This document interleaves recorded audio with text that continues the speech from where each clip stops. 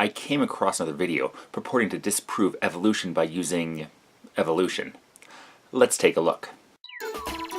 We are commonly told that similarities between living things prove that they are related by evolution. First off, proof is not the best word to use. It's a mistake I've made in the past and have been called out for. Evidence would be a better word to use. Second, it's not just the similarities between living things, but the fact that you can trace creatures through the geological and chronological strata, and you can use minute changes between otherwise similar organisms to show how species diverge and evolve to better fit the environments they find themselves in as evidence that evolution occurs. Yes, physiological similarities can point to a common ancestor, but they don't always. That's why genetic mapping of organisms is a better way to determine how closely related two living things are. It should be noted that convergent evolution can cause organisms to develop with similar physical features, but will not become reproductively compatible.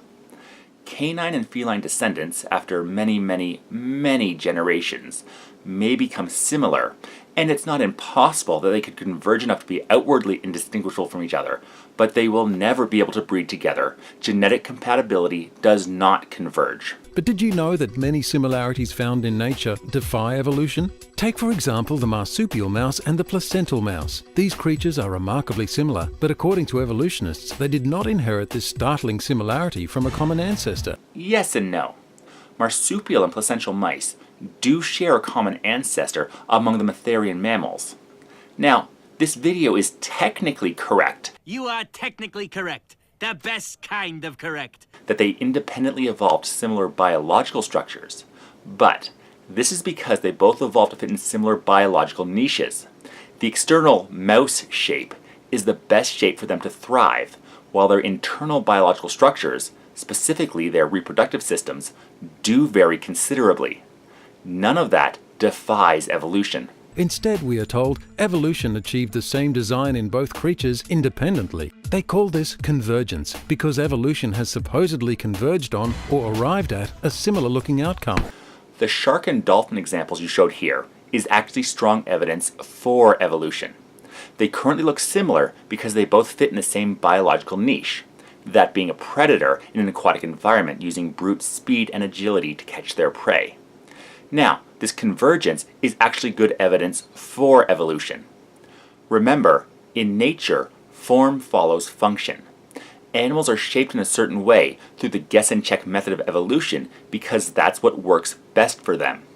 Fossil evidence shows that sharks have been around with only minute changes in their body shape for hundreds of millions of years, while dolphins have only been around for tens of millions of years. The shark body shape is so well adapted to its environment that it hasn't had any pressure to change much, while the proto-dolphins who took to the water rapidly evolved along a similar route, including a streamlined shape and powerful tail fins that allow them to catch their prey. It makes sense that if they're living in similar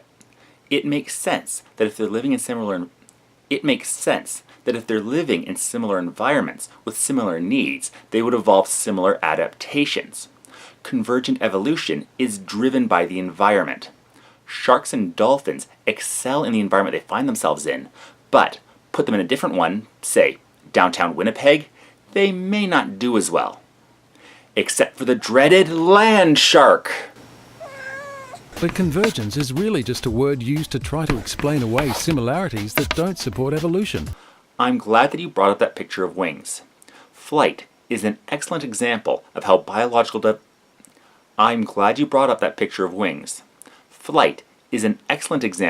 how biological development is dependent on natural laws.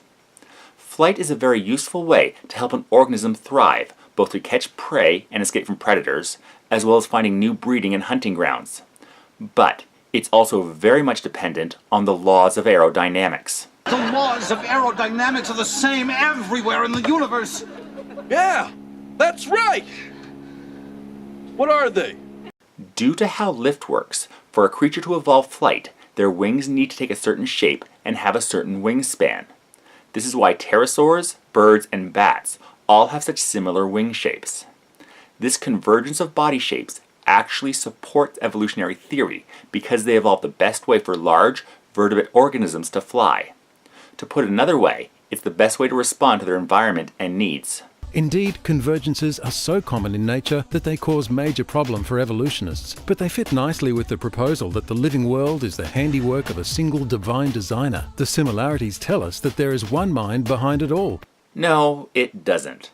Just because organisms evolved to fill similar niches with similar body structures doesn't mean they were guided by an intelligence that couldn't think of different ways for animals to thrive.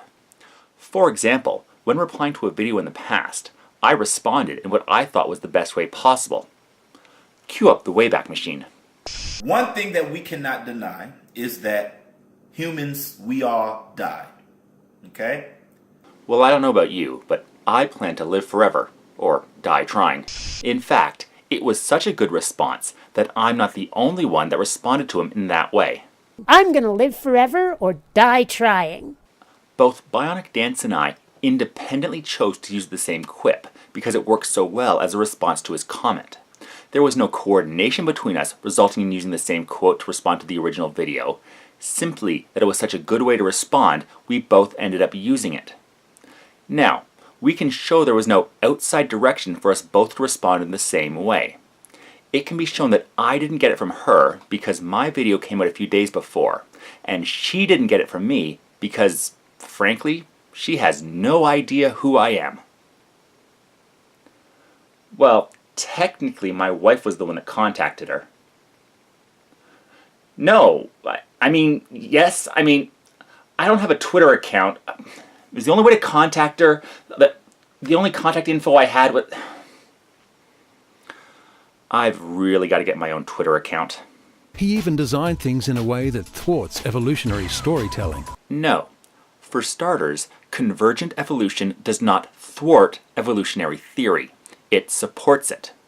If organisms evolved to best fit their ecological niche, then it would make sense that animals in similar environments will sometimes evolve in similar ways. And even if evolution was refuted by the fact that organisms did evolve in analogous ways, which it isn't, it doesn't necessarily point to a creator. Simply that evolution via natural selection wouldn't be the explanation for the diversity of life. You can't claim something as an explanation without evidence.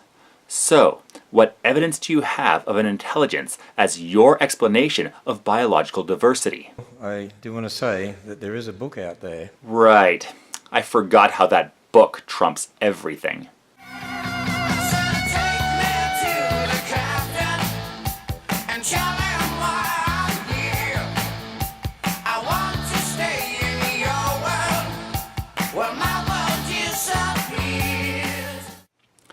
So, in response from my viewers and my ever-supportive wife, I am just sick of you using me as an intermediary. Love you too, baby! I'm finally getting onto Twitter. It's only been around for about a dozen years, so I figure it's time, because I'd like to be on the cutting edge of society.